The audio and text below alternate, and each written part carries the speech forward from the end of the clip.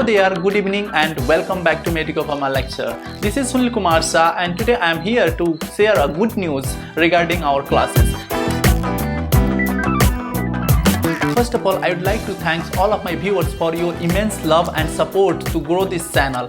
And secondly, I want to say sorry for all of my viewers for not uploading the videos on a regular basis.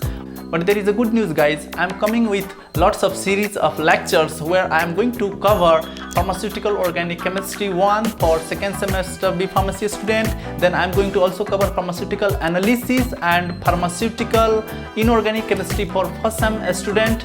Apart from that, I am going to start a series of lecture on Human Anatomy and Physiology which will be completely animated. Along with that, I am going to also start Pharmacology, where we will see Alice as well as we are going to see Sophia.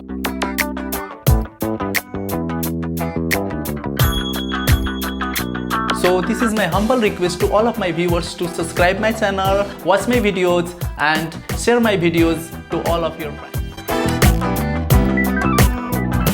That is all about today, and please do not forget to give a comment under the comment sections of this video. Thank you very much. Bye bye.